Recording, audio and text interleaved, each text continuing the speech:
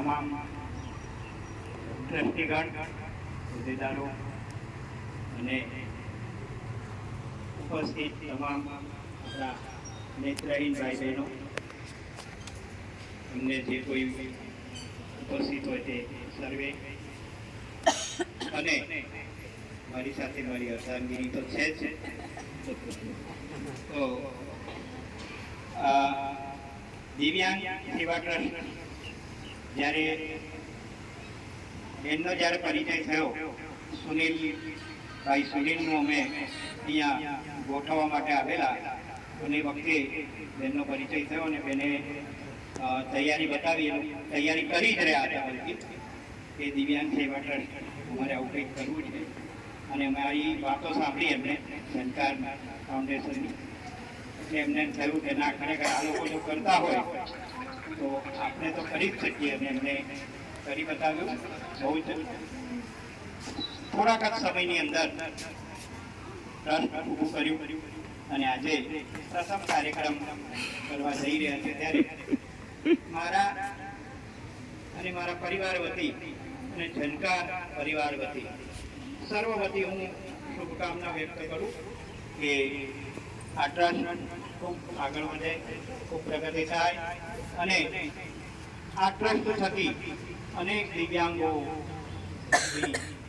જે સેવા કરવાની જે એમને નેમ લીધી છે એ પરિપૂર્ણ થાય, અને હંમેશા તેઓ દિવ્યાંગ લોકોની સેવા કરવામાં તત્પર રહે, અને એમને એવો સાથ અને સહકાર અને સફળતા મળતી રહે, એવી જ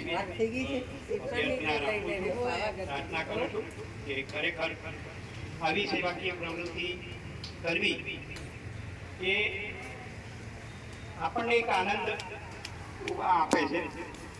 અમે લોકોએ ઝંકાર ફાઉન્ડેશન ગત વર્ષે 1.5 વર્ષ થયું અમારું, અને વિવિધ પ્રવૃત્તિઓ અમે કરતા જ હતા, પણ હવે એક ટ્રસ્ટ દ્વારા કે જે દ્વારા અમે જે કંઈ દાન લાવીએ એ દાનનો કાયદેસર આપણે પહોંચ આપી શકીએ, એ બધા માટે આપણે ટ્રસ્ટ બનાવવું જરૂરી છે. બાકી આમ તો અમે સેવા આપતા જ હતા.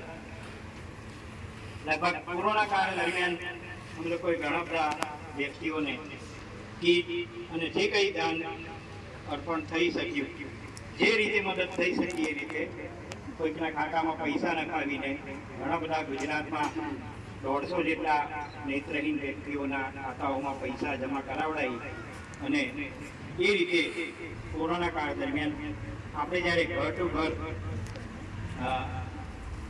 પર્સનલી સંપર્ક નહોતા કરી શકતા, ત્યારે આ રીતે અમે સેવા કાર્ય કરવાનો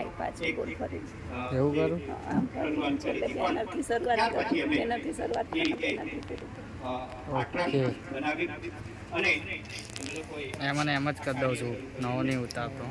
ગત વર્ષે અમે 5 કપલોને લગ્ન કરાવ્યા હતા. તો એ જ રીતે આ વર્ષે પણ અમે આ ઉપક્રમ કરવાના છીએ ડિસેમ્બર મહિનામાં લાયન્સ ક્લબ સાથે મળીને. અને એમાં ખાસ કરીને એટલા માટે અહીંયા જણાવું છું કે જે નેત્રહીન ભાઈ બહેનો અપરિણિત છે, જેને પરણવાની ઈચ્છા હોય ને ઘર બંને પરિવાર રાજી હોય એવા વ્યક્તિઓ, અને આપણામાં થોડી આર્થિક સંકળામણ હોય તો એ લોકોને થઈ શકાય એ હેતુથી આપણે કરાવીએ છીએ. આ વર્ષે પણ છે, તો જેને પણ એવી ઈચ્છા થાય અને આવી કોઈ વ્યક્તિ તમારા ધ્યાનમાં આવે તો એનો સંપર્ક ચોક્કસ અમારા ઝંકાર ફાઉન્ડેશનમાં કરાવજો, સરલાને કરાવજો, કે જેથી કરીને એને સામેલ કરી શકીએ અને એ રીતે એને લાભ લાગે. તો બસ ફરી એકવાર દિવ્યાંગ ટ્રસ્ટમાં અમને બોલાવ્યા અને યાદ કરીને અમને આમંત્રણ આપ્યું, એ માટે નિહાબેન એમના તમામ ટ્રસ્ટીઓને ખૂબ ખૂબ અભિનંદન, અને એમની ખૂબ પ્રગતિ થાય, એ લોકો પણ આવા સેવા કાર્યો કરે એવી ફરી કરીને શુભકામના. ધન્યવાદ.